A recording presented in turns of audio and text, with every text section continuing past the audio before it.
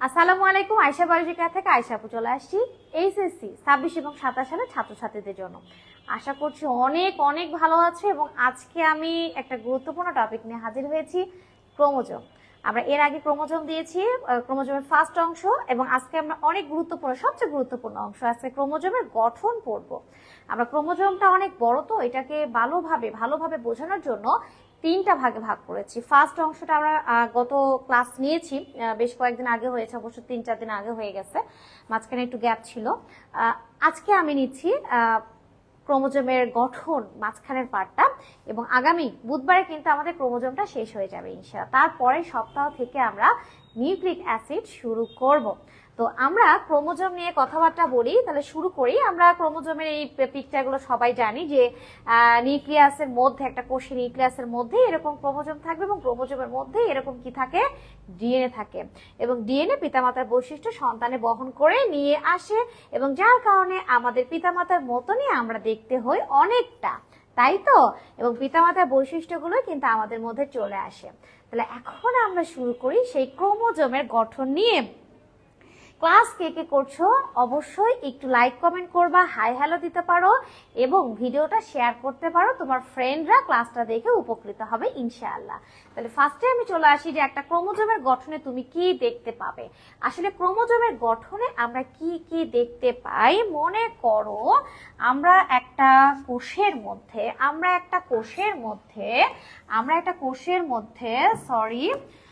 মনে করো আমরা একটা কোষের মধ্যে কি দেখতে পাচ্ছি, আমরা একটা কোষের মধ্যে এইরকম নিউক্লিয়াস দেখতে পাচ্ছি, এবং নিউক্লিয়াসের মধ্যে আমরা নিউক্লিওলাস এটা দেখতে পাচ্ছি, এবং এইখানে আমরা কি দেখতে পাচ্ছি, ক্রোমাটিন তন্তু। এই যে এইটাই হচ্ছে সেই ক্রোমাটিন তন্তু। তাহলে স্বাভাবিক অবস্থায় একটা কোষের মধ্যে, নিউক্লিয়াসের মধ্যে ক্রোমাটিন তন্তুটা কিন্তু জালের মতন ছড়িয়ে থাকে, ঠিক আছে? তো এই যে জালের মতন ক্রোমাটিন তন্তুটা দেখতে পাচ্ছ, এই ক্রোমাটিন তন্তুটা কিন্তু ভালো করে খেয়াল করবা, এই ক্রোমাটিন তন্তুটা কি দিয়ে গঠিত হয় কেউ বলতে পারবা? গুরুত্বপূর্ণ একটা প্রোটিন দিয়ে গঠিত হয়, যে প্রোটিনের নাম হচ্ছে হিস্টোন প্রোটিন। এখানে যে গুরুত্বপূর্ণ প্রোটিনটা তুমি পাবা সেটা হচ্ছে হিস্টোন প্রোটিন, এবং আরেকটা গুরুত্বপূর্ণ অংশ পাবা সেটা হচ্ছে ডিএনএ। তাহলে ক্রোমাটিন তন্তু, যেটা তন্তু বা সুতার মতন, জালের মতন থাকে ক্রোমোজোমের ভেতরে, এবং এটার মূল উপাদান কি বলো দেখি? প্রোটিন এবং ডিএনএ। এই যে ক্রোমাটিন তন্তু, যখন কোষ বিভাজন শুরু হয় তখন এই ক্রোমাটিন তন্তুটা এইরকম ভাবে পেঁচিয়ে পেঁচিয়ে পেঁচিয়ে পেঁচিয়ে, ভালো করে খেয়াল করবা, পেঁচিয়ে পেঁচিয়ে পেঁচিয়ে ভীষণ প্যাচ দিয়ে দিয়ে, পাক দিয়ে দিয়ে যে গঠনটা তৈরি করে, অ্যাকচুয়ালি সেই গঠনটাই হচ্ছে ক্রোমোজোম। তাহলে দেখো এটা হচ্ছে ক্রোমোজোম। তাহলে ক্রোমোজোম। তাহলে দেখো ক্রোমোজোমটা কিন্তু অনেক বেশি কয়েলিং ভাবে তৈরি হয়েছে। কিসের কয়েলিং? ক্রোমাটিন তন্তুর কয়েলিং এর ফলে কি তৈরি হলো? এই ক্রোমোজোমটা তৈরি হলো, এবং এই ক্রোমোজোমটা কিন্তু আমরা মাইটোসিস কোষ বিভাজনের প্রোফেজে আমরা দেখতে পাই, অণুবীক্ষণ যন্ত্রের নিচে। এখন কথা হচ্ছে সেই ক্রোমাটিন তন্তুটা নিয়েই কথা বলবো। তাহলে আমি বলি, এই যে ক্রোমাটিন তন্তু যেটা জালের মতন ছড়িয়ে থাকে, এই ক্রোমাটিন তন্তুতে কি থাকে? হিস্টোন প্রোটিন এবং ডিএনএ। এই হিস্টোন প্রোটিন এবং ডিএনএ নিয়েই হয় ক্রোমাটিন তন্তু, আর এই ক্রোমাটিন তন্তুটা পেঁচিয়ে পেঁচিয়ে পেঁচিয়ে পেঁচিয়ে কি গঠন করবে? ক্রোমোজোম গঠন করবে, যা পূর্বের চাইতে অনেক বেশি পুরু হয়। দেখো এখানে লেখা আছে ক্রোমোজোমের মূল উপাদান হলো ক্রোমাটিন তন্তু। যেমন তুমি যে ঘর বাড়ি তৈরি করছো, এটা কি দিয়ে গঠিত হয়েছে? ইট, বালি, সিমেন্ট। তাহলে তোমার বিল্ডিং এর একক কোনটা, গাঠনিক একক কোনটা? অবশ্যই ইট, বালি, সিমেন্ট। তাহলে ক্রোমোজোমটা গঠিত হয়েছেই তো ক্রোমাটিন তন্তু দিয়ে, পেঁচিয়ে পেঁচিয়ে। তাহলে ক্রোমোজোমের মূল উপাদান বা গাঠনিক উপাদান হচ্ছে ক্রোমাটিন তন্তু, যা মূলত প্রোটিন এবং কি নিয়ে গঠিত? ডিএনএ নিয়ে গঠিত। তাহলে প্রোটিন আর এখানে কি আছে? ডিএনএ আছে, এবং এই যে প্রোটিন আছে, এই প্রোটিনটা কি প্রোটিন বলতে পারবা? এই প্রোটিনটা হচ্ছে হিস্টোন প্রোটিন। এবং দেখো এখানে সুন্দর করে দেওয়া হয়েছে এই যে হিস্টোন প্রোটিন হচ্ছে 4 প্রকারের হিস্টোন প্রোটিন রয়েছে। আমরা একটু বলি, হিস্টোন প্রোটিন 4 প্রকার। হিস্টোন প্রোটিন 1, হিস্টোন প্রোটিন 2, এই যে 2 আছে এই 2 কে আবার H2A এবং H2B দুইটা ভাগে ভাগ করা হয়েছে। এছাড়া কি আছে, হিস্টোন প্রোটিন 3 আছে এবং হিস্টোন প্রোটিন 4 আছে। তাহলে আমরা হিস্টোন প্রোটিনকে কি দ্বারা চিহ্নিত করতে পারি, বা আমাদের হিস্টোন প্রোটিন কয় ধরনের, H1, H2, H3 এবং H4। এই H2 কে আবার 2, H2 কে আবার 2A এবং 2B তে ভাগ করা হয়েছে। ভালো করে খেয়াল করবা। তো আমরা এখানে সুন্দর করে দেখতে পাচ্ছি 1 2 3 4, এখানে যেমন 4টা আছে, নিচেও 4টা আছে, তাহলে টোটাল কয়টা আছে, 8টা। এই 8টা গোল গোল দানার মতন যে অংশটা তুমি দেখতে পাচ্ছ এগুলো কিন্তু সেই হিস্টোন প্রোটিন। এই গোল গোল দানার মতন যে অংশগুলো তুমি দেখতে পাচ্ছ এখানে 8টা হিস্টোন প্রোটিন অবস্থান করছে। এখানে কোন হিস্টোন প্রোটিনটা আমরা দেখতে পাবো না, H1 কে দেখতে পাবো না। আমরা কি দেখতে পাবো, H2A দুইটা থাকবে, H2B দুইটা থাকবে, H3 দুইটা থাকবে এবং H4 দুইটা থাকবে। টোটাল তাহলে কয়টা হলো, 8টা। এই 8টা একটা অক্টোমারের মতন গঠন হবে, ভালো করে অক্টোমার তৈরি করবে। তাহলে কয়টা হিস্টোন প্রোটিন এখানে আছে, 8টা, এবং 8টা হিস্টোন প্রোটিন একসাথে বন্ডিং করে যুক্ত হবে। এবং ভালো করে শুনবা, ওই 8টা হিস্টোন প্রোটিনকে আবার এই যে হিস্টোন প্রোটিন যেটা বাদ ছিল H1, ওইটা আবার সুন্দর করে জড়ায় ধরে রাখবে বন্ডের মাধ্যমে। মনে করো হয় না, মনে করো 5 ভাই একসাথে আছে, 6 নাম্বার ভাইটা আবার এসে 5টা ভাইদের সুন্দর করে আগলায় জড়ায় ধরলো, ঠিক সেরকম। ঠিক আছে, তো এখানে কিন্তু সেরকম মনে করো এটা হচ্ছে 8 ভাই, 8 ভাই সুন্দর করে জড়ায় আছে, 9ম ভাইটা আবার যায় ওই 8টা ভাইরে সুন্দর করে জড়ায় রাখছে। ঠিক আছে, এবং ওই যে তোমার 8টা ভাই বলছি হিস্টোন প্রোটিন, ওইটাকে আবার সুন্দর করে ওইটারে আবার পেঁচায় পেঁচায় পেঁচায় পেঁচায় কে রাখছে, ডিএনএ। বুঝতে পারছো, মনে করো একটা ফ্যামিলির 8টা ছেলে আছে, 8টা ছেলের মধ্যে 9টা ছেলে আছে, 8টা ছেলে 8টা ভাই একসাথে বন্ডিং করে যুক্ত হয়ে আছে। 9 নাম্বার ভাই আবার ওদেরকে জড়ায় ধরে রাখছে, আটকায় রাখছে। বাবা মা হচ্ছে ডিএনএ সুন্দর করে সবাইকে একসাথে গুটায় রাখছে, জড়ায় রাখছে, আটকায় রাখছে, ধরে রাখছে। বুঝতে পারছো, ঠিক সেরকম। তাহলে এখন কথা হচ্ছে এই যে ডিএনএ সুন্দর করে প্যাচ দিয়ে দিয়ে যে স্ট্রাকচারটা তৈরি করছে, এটা দেখতে অনেকটা পুতির মালার মতন, দেখেছো, পুতির মালার মতন। এইটাকে বলা হয় নিউক্লিওসোম বা নিউক্লিওজোম। এটা দেখতে কিসের মতন, পুতির মালার মতন। এটা দেখতে কিসের মতন, পুতির মতন। এটা দেখতে পুতির মতন। এবং এই যে খেয়াল করো, এই যে তোমার একটা নিউক্লিওসোম এখানে আছে, আরেকটা নিউক্লিওসোম এখানে আছে, এবং মাঝখানে যে ডিএনএটা আমরা সুতাটা দেখতে পাচ্ছি খোলা অবস্থায় আছে, যে একটার সাথে আরেকটাকে লিংক করে দিচ্ছে, যুক্ত করে দিচ্ছে। এই ডিএনএটাকেই আমরা কি বলছি, লিঙ্কার ডিএনএ। এই যে আমরা ডিএনএ গঠনটা পড়ি না, ঠিক এই যে এটাই হচ্ছে সেই ডিএনএ। তাহলে যদি ক্রোমাটিন তন্তু সম্পর্কে বলে তাহলে তুমি কি লিখবা, ক্রোমোজোমের মূল উপাদান হচ্ছে ক্রোমাটিন তন্তু। ক্রোমাটিন তন্তু পেঁচিয়ে পেঁচিয়ে পেঁচিয়ে পেঁচিয়ে তোমার কি গঠন করবে, ক্রোমোজোম। এবং ক্রোমাটিন তন্তুতে কি থাকে, হিস্টোন প্রোটিন এবং ডিএনএ। এখানে histone protein H1, H2A, H2B, H3, H4 থাকে। হ্যাঁ, H2A, H2B, H3, H4 এরা সুন্দরভাবে যুক্ত হয়ে অক্টোমার গঠন করে, এবং ওই অক্টোমারকে আবার যুক্ত করে কি, H1। এবং ওই যে অক্টোমার আছে সেটাকে আবার সুন্দর করে মানে প্যাচ দিয়ে দিয়ে ধরে রাখে কোনটি, ডিএনএ সুন্দর করে আটকায় রাখে।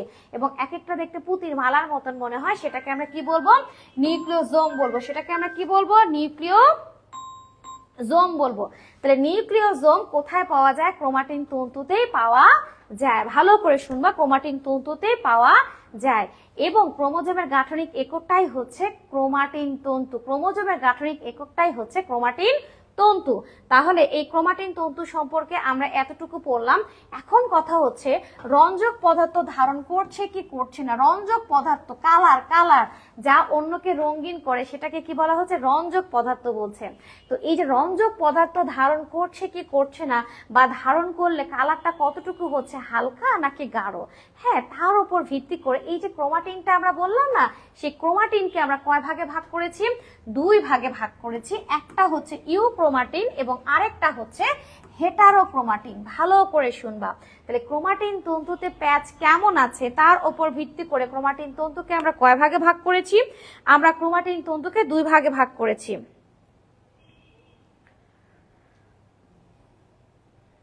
তাহলে ক্রোমাটিন তন্তুতে প্যাচ আছে কি নেই তার উপর ভিত্তি করে ক্রোমাটিন তন্তুকে ক্রোমাটিন তন্তুতে প্যাচ কেমন আছে, বেশি নাকি কম, বা এটা কি রঞ্জক দ্বারা রঞ্জিত হচ্ছে কেমন, হালকা নাকি গাঢ়, তার উপর ভিত্তি করে এটাকে আমরা দুই ভাগে ভাগ করেছি। প্রথম হচ্ছে ইউক্রোমাটিন। ইউ মানে হচ্ছে গুড, ভালো করে খেয়াল করবা, ভালো করে খেয়াল করো। ইন্টারফেজ দশায়, ইন্টারফেজ মানে হচ্ছে বিভাজনের পূর্বে, হ্যাঁ ইন্টারফেজ দশায় ক্ষারীয় এক ধরনের রঞ্জক আছে। এই যে ক্ষারীয় রঞ্জক, এই রঞ্জক দ্বারা যদি ক্রোমোজোমকে আমরা রঙিন করি, রঞ্জিত করি, তাহলে যদি হালকা বর্ণ ধারণ করে, হালকা বর্ণ যদি ধারণ করে সেটাকে আমরা কি বলবো, ইউক্রোমাটিন বলবো।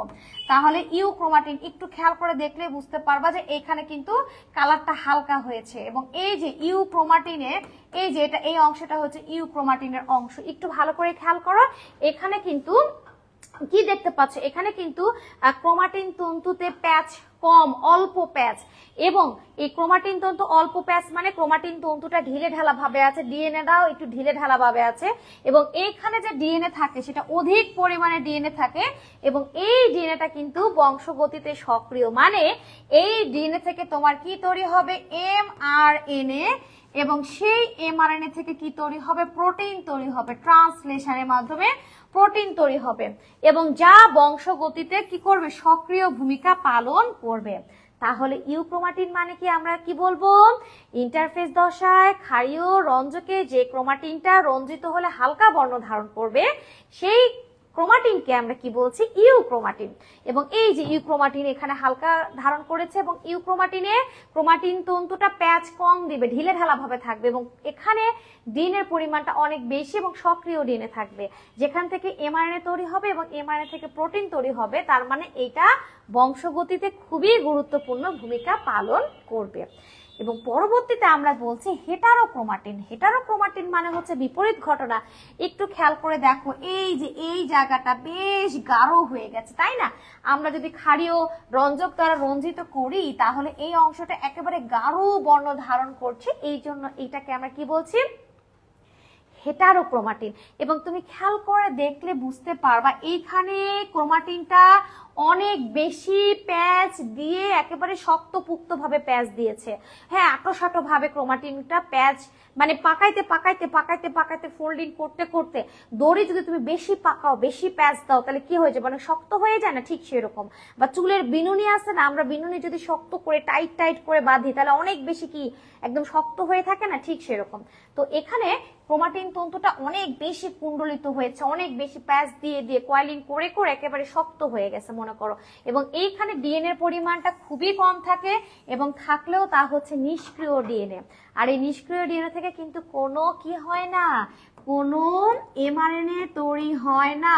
যেহেতু কোনো এমআরএনএ তৈরি হয় না, তাই এই এমআরএনএ তৈরি হয় না, এই জন্য এটা প্রোটিন তৈরিতেও কোনো অংশগ্রহণ করে না, মানে বংশগতিতে এটার ভূমিকা নাই বললেই চলে। তাহলে বংশগতিতে এটার ভূমিকা নাই বললেই চলে। তাহলে দেখো আমাদের কিন্তু ক্রোমাটিন পড়াটা শেষ হয়ে গেছে। এখানে যদি তুমি গঠনটা দাও ক্রোমোজোমের, তখন কিন্তু তুমি ক্রোমোজোমের গঠন দেওয়ার সময় শুধুমাত্র তুমি এই অংশটুকুই লিখবা, ভালো করে শুনো। আর এই হেটারোক্রোমাটিন ইউক্রোমাটিন এটা কিন্তু আলাদা প্রশ্ন।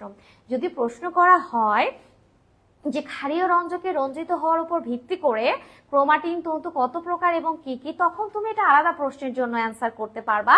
সেটা হচ্ছে দুই প্রকার, ইউক্রোমাটিন আর হেটারোক্রোমাটিন। তুমি যদি ক্রোমোজোমের গঠনটা লেখার সময় এগুলো লিখতে চাও তুমি কিন্তু কাভার করতে পারবা না, হ্যাঁ প্রবলেম হয়ে যাবে। তাহলে এখন আমাকে বলো তো, ইউক্রোমাটিন সম্পর্কে কি সবাই বুঝতে পেরেছো? হেটারোক্রোমাটিন সম্পর্কে কি সবাই বুঝতে পেরেছো?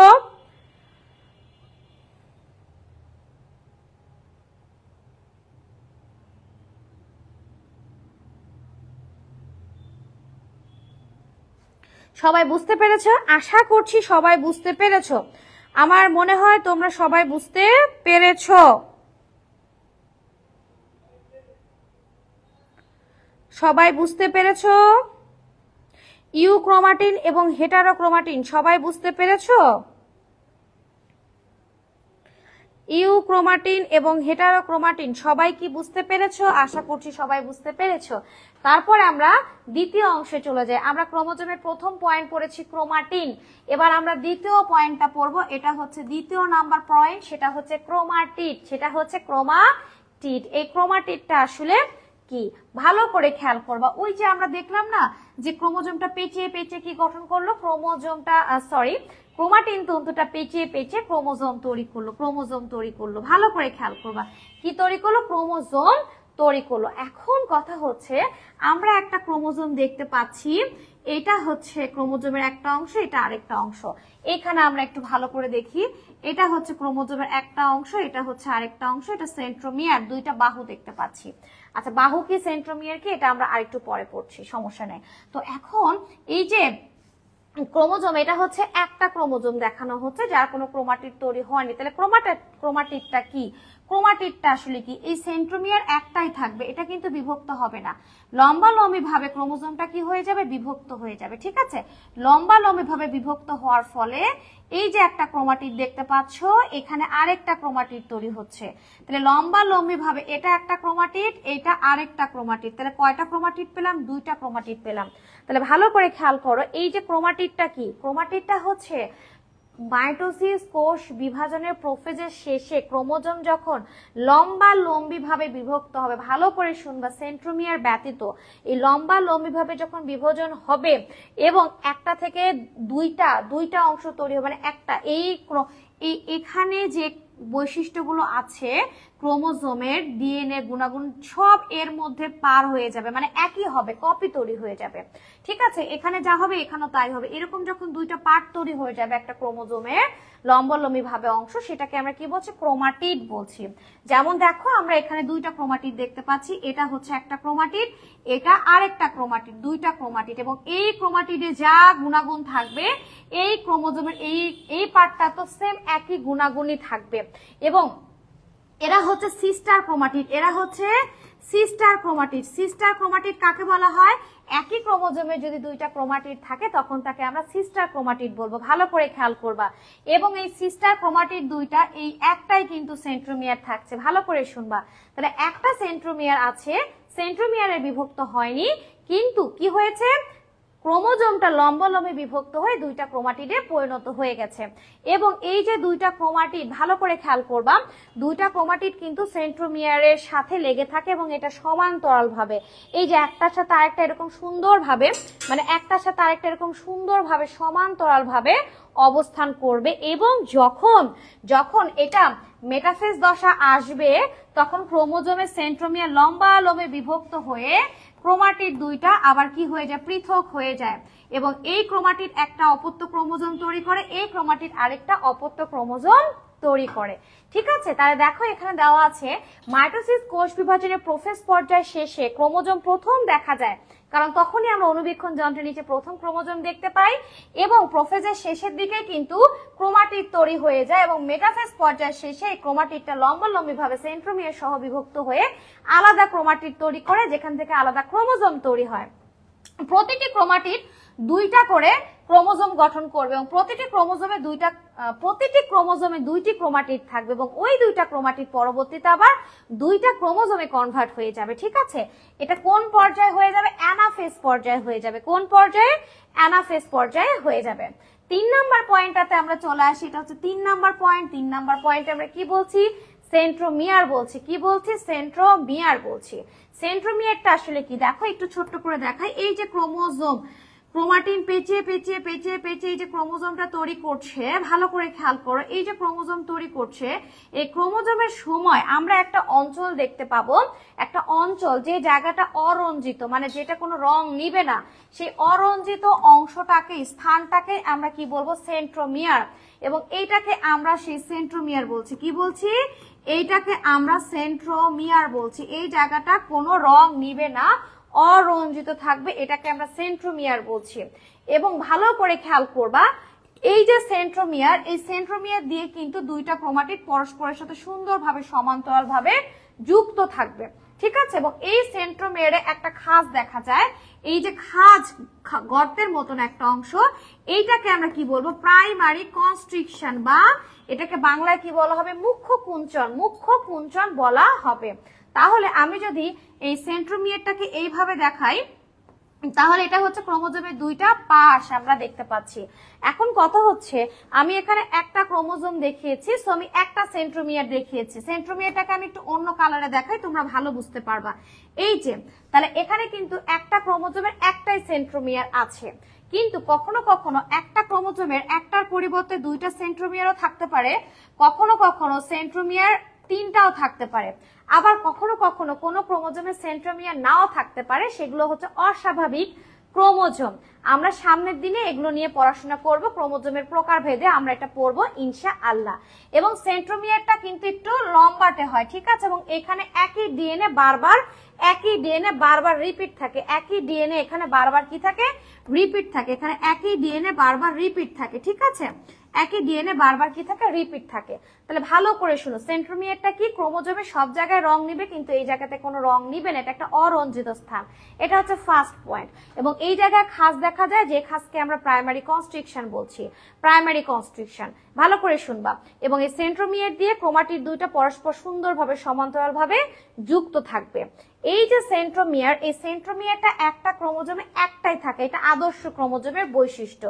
কিন্তু কখনো কখনো অস্বাভাবিক হলে দুইটাও থাকতে পারে, তিনটাও থাকতে পারে, আবার নাও থাকতে পারে, নাও থাকতে পারে। এখানে কি থাকে, একই ডিএনএ বারবার রিপিট অবস্থায় থাকে, একই ডিএনএ বারবার কি অবস্থায় থাকে, রিপিট অবস্থায় থাকে, একই ডিএনএ বারবার রিপিট অবস্থায় থাকে, ঠিক আছে। তাহলে এখন কথা হচ্ছে বাহু কি, আমরা 4 নাম্বার পয়েন্টে চলে আসছি, খুব গুরুত্বপূর্ণ একটা পয়েন্ট, বাহু কি। বাহু, ক্রোমোজোমের সেন্ট্রোমিয়ারের উভয় পাশের অংশকে আমরা বাহু বলবো। আমরা যদি এইটা সেন্ট্রোমিয়ার কল্পনা করি, কল্পনা না, এটা সেন্ট্রোমিয়ারই আমরা বলছি, এবং এই উভয় পাশের অংশকে আমরা কি বলছি, বাহু বলছি। সেন্ট্রোমিয়ারের উভয় পাশের অংশকে আমরা কি বলছি, বাহু বলছি। এবং এই যে বাহু, এই বাহু দুটা কিন্তু সমানও হতে পারে, আবার অসমানও হতে পারে। এই বাহু দুটা সমান হবে নাকি অসমান হবে, সমান হবে নাকি অসমান হবে, সেইটা ডিপেন্ড করে কার ওপর, সেন্ট্রোমিয়ারের ওপর। কার ওপর ডিপেন্ড করবে, সেন্ট্রোমিয়ারের ওপর ডিপেন্ড করবে। তাহলে ভালো করে খেয়াল করো, তাহলে সেন্ট্রোমিয়ারের উভয় পাশের অংশকে আমরা কি বলছি, বাহু বলছি। এবং প্রতিটি ক্রোমোজোমে কয়টি করে বাহু থাকবে, দুইটা। দেখো, এটা একটা বাহু, এটা আরেকটা বাহু, তাহলে দুইটা বাহু, এবং বাহু দুটো সমানও হতে পারে, আবার অসমানও হতে পারে। তবে এটা সমান হবে নাকি অসমান হবে, সেই দৈর্ঘ্যটা নির্ধারিত হবে কার দ্বারা, সেন্ট্রোমিয়ার দ্বারা। সেন্ট্রোমিয়ারটা আসলে ক্রোমোজোমের কোথায় অবস্থান করছে তার উপর ডিপেন্ড করে বাহুটা কি হয়ে যাবে, ছোট বড় হতে পারে অথবা সমান হতে পারে। তাহলে আমরা এখন একটু ক্লাসিফিকেশন পড়বো, যদিও এটা সামনের দিনে ক্লাসিফিকেশনটা আসবে, তারপরও আজকে একটু বলে দিচ্ছি সেন্ট্রোমিয়ারটা কোথায় অবস্থান করছে একটা ক্রোমোজোমে, তার উপর ডিপেন্ড করে আমরা এখানে কয় ধরনের ক্রোমোজোম দেখতে পাবো, 4 ধরনের।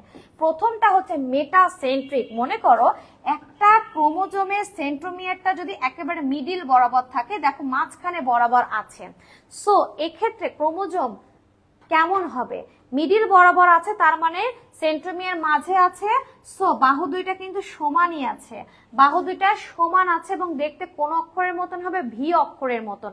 কেন ভি অক্ষরের মতন, এইটা আমরা সামনের দিন ইনশাল্লাহ পড়বো, সামনের ক্লাসটা করতে হবে। যদি সেন্ট্রোমিয়ারটা দেখো, খেয়াল করো, তাহলে সেন্ট্রোমিয়ারটা একটু কি আছে বলতো, সেন্ট্রোমিয়ারটা একেবারে মাঝখানে আছে, ক্রোমোজোমের মাঝখানে আছে। একটা ক্রোমোজোমের একদম মাঝে বরাবর সেন্ট্রোমিয়ারটা থাকলে সেক্ষেত্রে আমরা কি ক্রোমোজোম বলবো, মেটাসেন্ট্রিক, এবং বাহু দুইটা কিন্তু সমান হবে, তার মানে সমান বাহু আমরা পেয়ে গেলাম।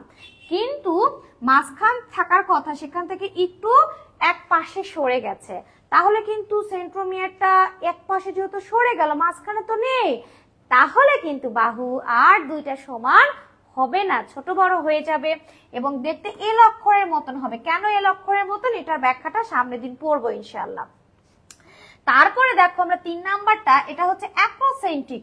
এক্ষেত্রে সেন্ট্রোমিয়ারটা কিন্তু প্রায় প্রান্তের দিকে চলে গেছে, তখন আমরা তাকে কি বলবো, অ্যাক্রোসেন্ট্রিক। এক্ষেত্রেও কিন্তু বাহু দুইটা সমান হবে না, ছোট বড় হবে, তাই না? তাই তো। এবং এই যে এটা দেখতে কোন অক্ষরের মতন মনে হবে? জি।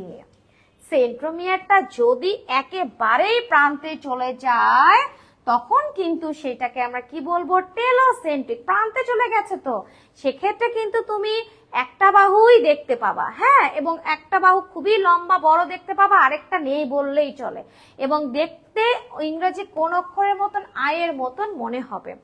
তুমি কিন্তু যখন ক্রোমোজোমের গঠনটা পড়বে লিখবে তখন তো এত বড় করে লিখবে না, তুমি সেন্ট্রোমিয়ারের সময় কি লিখবে? যে সেন্ট্রোমিয়ারের গঠনটা তুমি ছোট্ট করে দেওয়ার পরে তুমি কি করবা বলো তো?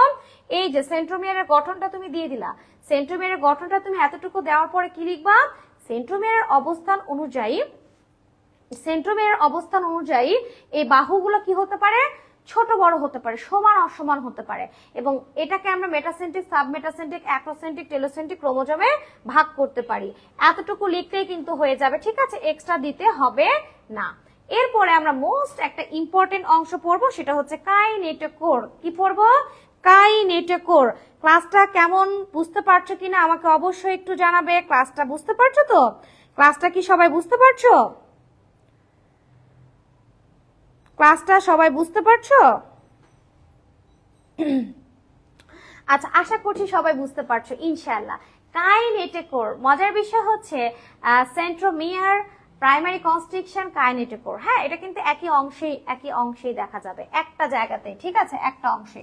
তো দেখো এখানে আমরা কি দেখতে পেয়েছিলাম? এই যে সেন্ট্রোমিয়ার এখানে আছে, এই জায়গাটাতে সেন্ট্রোমিয়ার আছে, এবং সেন্ট্রোমিয়ারের কাছে আমরা কি দেখতে পাচ্ছি?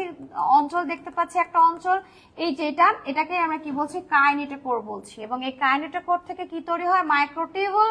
এবং এই মাইক্রোটিউবুল কি করে? মাইক্রোটিউবুলটা এই যে মাকু যে তন্তু আছে না, এই মাকু তন্তু তৈরি করে কোষ বিভাজন করতে কি করে? হেল্প করে। কি করে? হেল্প করে। কি করে? হেল্প করে। দেখো প্রতিটি সেন্ট্রোমিয়ারে একটি ছোট অবকাঠামো থাকে যেটাকে আমরা কাইনেটোকোর বলছি, এবং এখানে মাইক্রোটিউবুল সংযুক্ত থাকে, এবং এই মাইক্রোটিউবুল দিয়ে কি তৈরি হয়? মাকু তন্তু তৈরি হয়। মাকু তন্তু তৈরি হয়, তার মানে আমার কোষ বিভাজনে এটা গুরুত্বপূর্ণ ভূমিকা পালন করে। এরপরে চলে আসি আমরা ক্রোমোমিয়ার। ক্রোমোমিয়ারটা কি?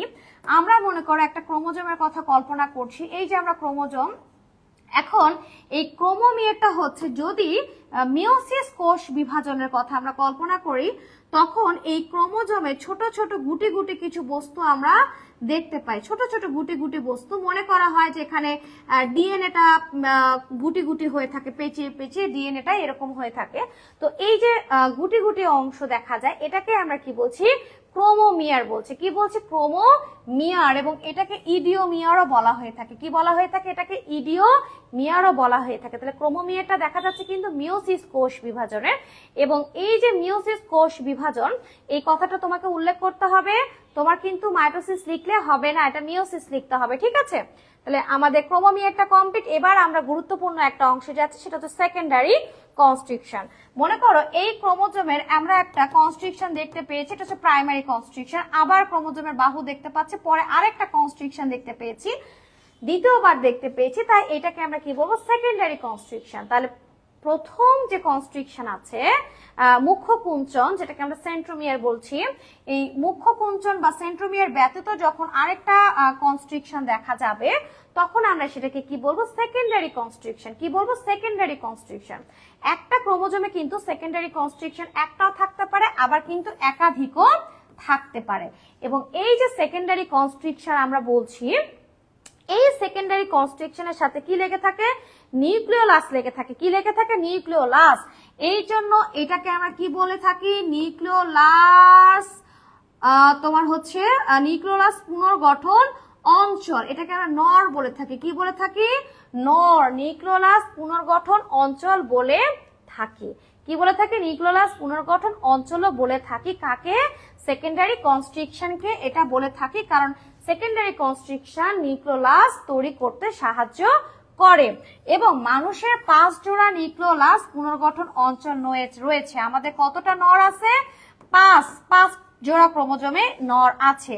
যেমন 13তম জোড়া ক্রোমোজোম, 14তম জোড়া, 15তম জোড়া, 21 এবং 22, এই 5 জোড়া ক্রোমোজোমে আমরা কি দেখতে পাবো? নট দেখতে পাবো, মানে সেকেন্ডারি কনস্ট্রিকশন দেখতে পাবো। তাহলে সকল ক্রোমোজোমে কিন্তু সেকেন্ডারি কনস্ট্রিকশন দেখতে পাই না, তবে সেকেন্ডারি কনস্ট্রিকশন দেখতে পেলে একটাও থাকতে পারে, আবার কখনো কখনো দুইটা বা একাধিক থাকতে পারে। এবং সেকেন্ডারি কনস্ট্রিকশন আমাদের ক্ষেত্রে কোন কোন ক্রোমোজোমে আছে এটা সুন্দর করে আমরা এমসিকিউ এর জন্য পড়বো, এবং এটাকে নর বলা হয়। কোনটি? নর, সেকেন্ডারি কনস্ট্রিকশন। কেন? এখানে নিউক্লিওলাস পুনরায় আবির্ভাব হয় এই জন্য, বা এটি নিউক্লিওলাস পুনরায় গঠন করে সেই জন্য। এবার দেখো আমরা পড়বো স্যাটেলাইট। স্যাটেলাইটটা কি একটু খেয়াল করে দেখতে পাবা, এই যে এটা হচ্ছে প্রাইমারি কনস্ট্রিকশন এবং এটা হচ্ছে সেকেন্ডারি কনস্ট্রিকশন। এটার সাথে এই যে গোলাকার বস্তুটা যে লেগে আছে, এটাকেই আমরা কি বলবো? স্যাটেলাইট বলবো। ছোট্ট ক্ষুদ্র একটা গোলাকার বস্তু লেগে থাকবে, হ্যাঁ, ছোট্ট একটা বাহুর মতন মনে হবে অনেক সময়, এটাকে আমরা কি বলবো? স্যাটেলাইট। সেকেন্ডারি কনস্ট্রিকশনের সাথে, হ্যাঁ, ক্রোমোজোমের এক পাশে সেকেন্ডারি কনস্ট্রিকশন যেখানে আছে তার পাশেই ছোট্ট ক্ষুদ্র একটা বাহুর মতন একটা অঞ্চল দেখতে পাবো, এটাকে আমরা কি বলবো? স্যাটেলাইট। কি বলবো? স্যাটেলাইট। এটা মূল ক্রোমোজোমের সাথে ক্রোমাটিন তন্তু দিয়ে কি থাকে? যুক্ত থাকে। তাহলে মূল ক্রোমোজোমের সাথে কি দিয়ে যুক্ত আছে? ক্রোমাটিন তন্তু দিয়ে। এখন সকল ক্রোমোজোমে কিন্তু স্যাটেলাইট থাকে না, যদি থাকে তখন সেই ক্রোমোজোমকে আমরা কি বলবো? স্যাট ক্রোমোজোম। কি বলবো? স্যাট ক্রোমোজোম। তাহলে যে সকল ক্রোমোজোমে স্যাটেলাইট থাকে সেই সকল ক্রোমোজোমকে আমরা কি বলবো? স্যাট ক্রোমোজোম। কি বলবো? স্যাট ক্রোমোজোম। এবং স্যাট ক্রোমোজোমটা ছোলার 1 নং ক্রোমোজোম হচ্ছে স্যাট ক্রোমোজোম। ছোলাতে পাওয়া যায়। কোথায় পাওয়া যায়? ছোলায় পাওয়া যায়। ছোলাতে, ছোলা বুট খাই না আমরা, ছোলার 1 নং ক্রোমোজোমে এটা দেখতে পাওয়া যায়। তাহলে স্যাটেলাইটটা কোথায় থাকবে? যদি সেকেন্ডারি কনস্ট্রিকশন থাকে তবে তার সাথে ক্রোমাটিন তন্তু দিয়ে এটা ছোট্ট একটা ক্ষুদ্র একটা বাহুর মতন অংশ যুক্ত থাকবে। এবার আমরা চলে আসি টেলোমিয়ার, ক্রোমোজোমের মোস্ট ইম্পর্টেন্ট অংশ, খুবই খুবই গুরুত্বপূর্ণ অংশ। এইটা ক্রোমোজোমের এমন একটা গুরুত্বপূর্ণ অংশ যেটা না থাকলে আসলে অনেক কিছুই হতো না। হ্যাঁ, এটা নিয়ে আমরা এখন একটু কথা বলবো বিস্তারিতভাবে। দেখো, বিজ্ঞানী এইচ.টি. মুলার, হ্যাঁ, এই বিজ্ঞানী ইনি অনেক গবেষণা করে দেখেন যে ক্রোমোজোমের একদম যে বাহুটা আছে না, বাহুর একেবারে শেষ প্রান্তে, ঠিক আছে, মনে করো এটা একটা সেন্ট্রোমিয়ার, এটা ক্রোমোজোমের 2টা বাহু, একেবারে শেষ প্রান্তে, হ্যাঁ, শেষ প্রান্তে ছোট্ট বিন্দুর মতন একটা অংশ দেখতে পাওয়া যায়, ছোট্ট বিন্দুর মতন একটা। যেহেতু এই ক্রোমোজোমটা ক্রোমাটিড তৈরি করেনি তাই আমরা উভয় পাশে একটা একটা করে 2তে দেখাচ্ছি। তো ছোট বিন্দুর মতন একটা অঞ্চল দেখতে পাওয়া যায়, এবং এই অঞ্চলটা যেহেতু একেবারে প্রান্তে থাকে, সব শেষে থাকে, এই জন্য এটাকে আমরা কি বলবো? টেলোমিয়ার। কি বলবো? টেলোমিয়ার। তাহলে একেবারে প্রান্তে এটা থাকে, এটাকে বলা হচ্ছে টেলোমিয়ার। এবং এই টেলোমিয়ারটা আসলে কি? এই টেলোমিয়ারটা হচ্ছে এমন একটা ডিএনএ অংশ, এমন একটা ডিএনএ অংশ যেটা হচ্ছে যেখানে ডিএনএ রিপিটেড সিকোয়েন্স থাকে, ডিএনএ রিপিটেড সিকোয়েন্স থাকে, রিপিটেড সিকোয়েন্স থাকে, হ্যাঁ, রিপিটেড সিকোয়েন্স থাকে। মেরুদণ্ডী প্রাণীর ক্ষেত্রে জি জি এ, হ্যাঁ, টি টি টি, এই সিকোয়েন্সটা থাকে, ঠিক আছে, এই সিকোয়েন্সটা থাকে। আমরা যারা মেরুদণ্ডী প্রাণী তাদের ক্ষেত্রে এই সিকোয়েন্সটা থাকে, ওকে। আর যারা হচ্ছে উচ্চতর জীব তাদের ক্ষেত্রে জি জি জি এ টি টি টি থাকে, এই সিকোয়েন্সটা থাকে। এবং এইখানে যে ডিএনএটা থাকে সেটা কিন্তু রেপ্লিকেশন করতে পারে না, ভালো করে শুনবা। এবং যতবার একটা ক্রোমোজোম কোষ যখন একটা কোষ ডিভাইড করবে, কোষটা বিভাজন হয়ে যাবে, ভালো করে খেয়াল করবা, ততবারই কিন্তু এই টেলোমিয়ারে যে ডিএনএ সিকোয়েন্সটা আছে এইটা ততবারই কি হতে থাকে? ছোট হতে থাকে, শর্ট হতে থাকে, দৈর্ঘ্যটা কমতে থাকে। ভালো করে খেয়াল করবা। তাহলে এই টেলোমিয়ারটা আসলে কি করে? টেলোমিয়ারটা হচ্ছে এইটার কারণে আমরা এটা কিন্তু একটা সিঙ্গেল ক্রোমোজোম দেখতে পাচ্ছি, বাট এখানে সিঙ্গেল ক্রোমোজোমটা ক্রোমাটিডে কনভার্ট হয়েছে, 2টা ক্রোমাটিড দেখতে পাচ্ছি। এবং দেখো এখানেও টেলোমিয়ার, এখানেও টেলোমিয়ার, এখানেও টেলোমিয়ার, এখানেও টেলোমিয়ার আছে।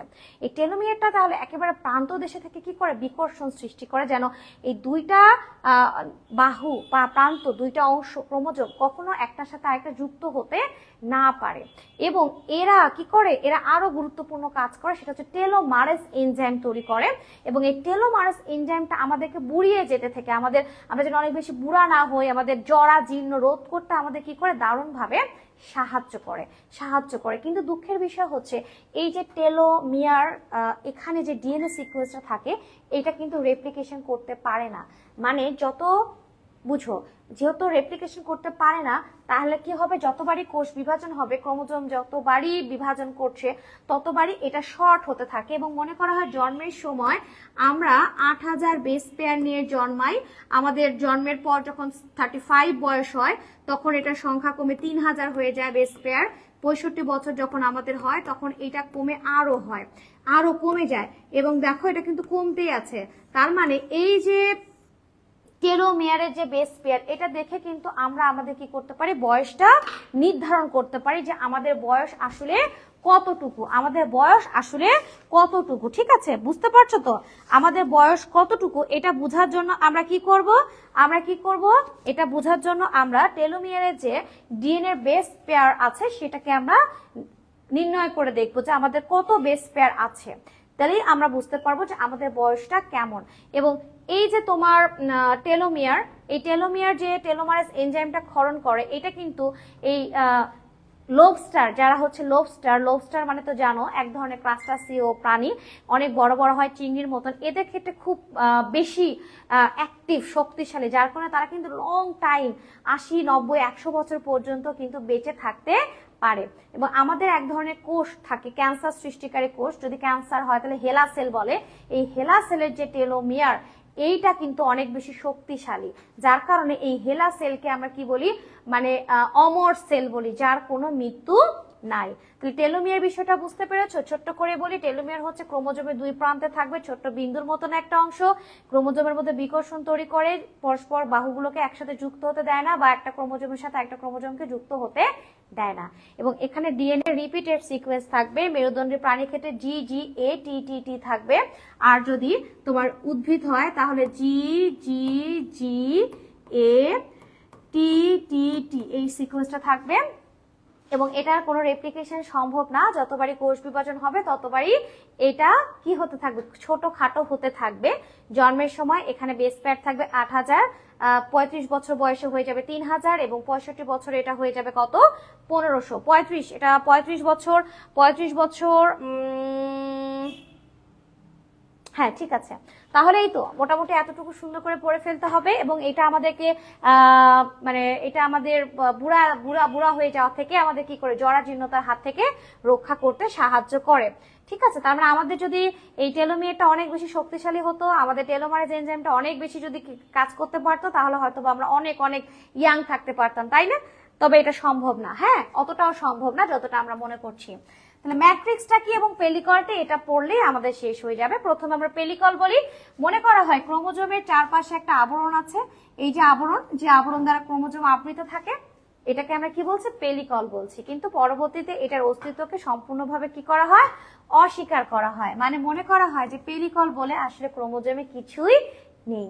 এবং আরো একটা বিষয় আছে, মনে করা হয় পেলিকল দ্বারা আবৃত ভেতরের দিকে এক ধরনের তরল থাকে, এবং এই তরলের মধ্যে দুইটা উপাদান থাকে, একটা হচ্ছে প্রোটিন, হ্যাঁ, হিস্টোন প্রোটিন, এবং তার সাথে কি থাকে, আরএনএ থাকে, হ্যাঁ, আরএনএ থাকে, এবং একটা মাতৃকা তৈরি করে, তরলপূর্ণ মাধ্যম তৈরি করে। ঠিক আছে, কিন্তু এই তরলপূর্ণ মাধ্যম বা মাতৃকা, যেটাকে আমরা ম্যাট্রিক্স বলছি, এটাও পরবর্তীতে কি করা হয়, অস্বীকার করা হয় যে আসলে ক্রোমোজোমে কোনো ম্যাট্রিক্স নাই, ক্রোমোজোমে কোনো পেলিকল নাই। তাহলে আমরা ক্রোমোজোম সম্পর্কে কি কি পয়েন্ট পড়লাম, আমরা পেলিকল পড়লাম। আমি একটু ব্রিফ করি। পেলিকলটা হচ্ছে ক্রোমোজোমের বাহিরের একটা অংশ। প্রথমে মনে করা হতো যে ক্রোমোজোমের বাহিরে একটা আবরণ আছে যেটাকে পেলিকল বলা হয়, কিন্তু এটার কোনো অস্তিত্ব পরবর্তীতে অস্বীকার করা হয়, এটার কোনো অস্তিত্ব নেই। তারপরে ম্যাট্রিক্স, ক্রোমোজোমের ভেতরে তরল একটা মাধ্যম, আরএনএ এবং হিস্টোন প্রোটিন দ্বারা গঠিত, বাট এটারও কোনো অস্তিত্ব নেই। টেলোমিয়ার, ক্রোমোজোমের দুই প্রান্তে থাকবে ছোট্ট একটা বিন্দু, এবং এইটা ক্রোমোজোমকে কি করবে, একসাথে যুক্ত হতে দিবে না, বা এটার কারণে ডিএনএ কোষ বিভাজনের সময় কখনো সংঘর্ষ হয় না, বা ডিএনএ এর যে সিকোয়েন্স গুলো সেগুলো নষ্ট হয়ে যায় না, এবং এটা বার্ধক্য থেকে আমাদেরকে রক্ষা করে। ঠিক আছে, এটা একটু ভালো করে পড়বা। তারপরে দেখো তারপরে দেখো স্যাটেলাইটটা হচ্ছে সেকেন্ডারি কনস্ট্রাকশনের পরেই আমাদের ছোট্ট একটা বাহুর মতন অংশ দেখতে পারবো, সেটাকে আমরা স্যাটেলাইট বলবো। সব ক্রোমোজোমে কিন্তু স্যাটেলাইট থাকে না, স্যাটেলাইট থাকলে সেটাকে আমরা স্যাট ক্রোমোজোম বলবো। ঠিক আছে, ছোলার 1 নং ক্রোমোজোমে স্যাটেলাইট থাকে। সেকেন্ডারি কনস্ট্রাকশনটা কি? প্রাইমারি কনস্ট্রাকশন ছাড়া অপর যে কনস্ট্রাকশনটা আছে সেটাকে আমরা সেকেন্ডারি কনস্ট্রাকশন বলবো। সেকেন্ডারি কনস্ট্রাকশন নাও থাকতে পারে, তবে থাকলে আবার একটাও থাকতে পারে, একাধিকও থাকতে পারে। এটাকে আমরা কি বলবো? নর বলবো। এবং আমরা যারা মানুষ, আমাদের ক্ষেত্রে 13, 14, 15, 21 এবং 22 জোড়া ক্রোমোজোমে কি আছে? এই নর আছে। ক্রোমোমিয়ার, ক্রোমোজোমে গুটি গুটি যে অংশটা দেখতে পাবো সেটাকে আমরা কি বলবো? ক্রোমোমিয়ার। এবং এটা মনে করা হয় ডিএনএ এখানে অবস্থান করে গুটি গুটি ভাবে, এবং এটা মিওসিস কোষ বিভাজনে লক্ষ্য করা যায়। এটাকে ইডিওমিয়ারও বলা হয়ে থাকে। কাইনেটোকোর, এটা হচ্ছে প্রাইমারি কনস্ট্রাকশন, একটা ছোট অবকাঠামো দেখা যায় যেখান থেকে তোমার কি তৈরি হয়? মাইক্রোটিউবুল। এটাকে আমরা কি বলবো? কাইনেটোকোর বলবো। টেলোসেন্ট্রিক ক্রোমোজোম কাকে বলা হয়? যখন ক্রোমোজোমের সেন্ট্রোমিয়ারটা একেবারে কোথায় থাকবে? প্রান্তে, টেলোসেন্ট্রিক বলবো। যখন প্রান্তের কাছাকাছি তখন আমরা কি বলবো? অ্যাক্রোসেন্ট্রিক। যখন মাঝখান থেকে একটু প্রান্তের দিকে তখন আমরা কি বলবো? সাবমেটাসেন্ট্রিক। এবং যখন একেবারে মাঝখানে থাকবে তখন আমরা কি বলবো? মেটাসেন্ট্রিক। তাহলে বাহু কি? সেন্ট্রোমিয়ারের উভয় পাশের অংশকে আমরা বাহু বলবো। বাহু দুটো সমানও হতে পারে, অসমানও হতে পারে। একটা ক্রোমোজোমে 2টা বাহু থাকে,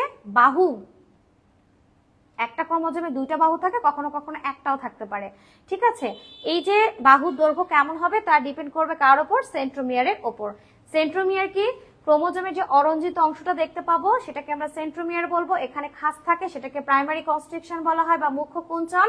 এবং একটা আদর্শ ক্রোমোজোমে একটা সেন্ট্রোমিয়ার থাকবে, তবে সেন্ট্রোমিয়ার নাও থাকতে পারে অস্বাভাবিক ক্রোমোজোমে, অথবা 2টা বা তার অধিকও থাকতে পারে। সেন্ট্রোমিয়ারটা কি হবে? লম্বা হবে এবং এটা রং নিবে না। ক্রোমাটিড কি? একটা ক্রোমোজোম যখন লম্বালম্বি ভাবে বিভক্ত হবে সেন্ট্রোমিয়ার ব্যতীত তখন আমরা ক্রোমাটিড বলবো। একটা ক্রোমোজোমে 2টা ক্রোমাটিড থাকে, ক্রোমাটিডটা সেন্ট্রোমিয়ার দিয়ে একটার সাথে আরেকটা সমান্তরালভাবে যুক্ত থাকবে এবং প্রত্যেকটা ক্রোমাটিড সমগুণ সম্পন্ন হয়ে থাকবে। মেটাফেজের শেষে গিয়ে সেন্ট্রোমিয়ার সহ ক্রোমাটিড 2টা কি হয়ে যাবে? পরস্পর পৃথক হয়ে যাবে। হেটারোক্রোমাটিন, ইউক্রোমাটিন, এগুলো তো আমরা সুন্দর করে পড়ে ফেলেছি। ক্রোমাটিন কি? ক্রোমাটিনটা হচ্ছে সুতার মতন যে অংশটা ডিএনএ এবং হিস্টোন প্রোটিন দ্বারা গঠিত, তাকে আমরা কি বলবো? ক্রোমাটিন বলবো। পেঁচিয়ে পেঁচিয়ে ক্রোমোজোম তৈরি করবে। মেটাফেজ পর্যায়ে প্রথমে এটা আমরা দৃষ্টিগোচর হবে আমাদের মানে অনুবীক্ষণ যন্ত্রের নিচে। এবং দেখো হিস্টোন প্রোটিন, 8টা করে হিস্টোন প্রোটিন অক্টোমার তৈরি করবে এবং সেটাকে পেঁচিয়ে থাকবে কে? ডিএনএ। এবং এটা দেখতে অনেকটা কিসের মতন মনে হবে? পুতির মালার মতন বা পুতির মতন, যেটাকে আমরা নিউক্লিওসোম বলছি। ঠিক আছে, এটা আমি আগেই বলেছি খুব সুন্দর করে। তাহলে এই ক্লাসটা একটু বারবার দেখতে হবে। যদি বুঝতে কোনো জায়গাতে সমস্যা হয় তাহলে অবশ্যই আমাকে কমেন্টে জানাবে, আমি চেষ্টা করব সলভ করে দেওয়ার। আজকের মতন এই পর্যন্তই। নেক্সট দিনে আমাদের ক্রোমোজোম শেষ হয়ে যাবে ইনশাআল্লাহ। এবং এই ক্লাসটা তুমি আমাদের ইউটিউব চ্যানেল আয়শা বালাজি পলাশ কেমিস্ট্রিতে একেবারে পার্মানেন্টলি পেয়ে যাবা, রেকর্ডেড দিয়ে দেওয়া হবে। তুমি যদি এইচএসসি 26 সালের স্টুডেন্ট হও 26 সালের প্লে লিস্টে যাবা, 27 সালের স্টুডেন্ট হলে 27 সালের প্লে লিস্টে যাবা এবং ভিডিওটা দেখবা, ইনশাআল্লাহ ভালো লাগবে। খুব সহজ করে দেওয়ার চেষ্টা করেছি, মনোযোগ সহকারে একটু দেখো তাহলে ক্লাসটা ভালো লাগবে ইনশাআল্লাহ। আজকে এই পর্যন্তই, সামনের দিন দেখা হবে। দোয়া রেখো, ভালো থেকো, আল্লাহ হাফেজ।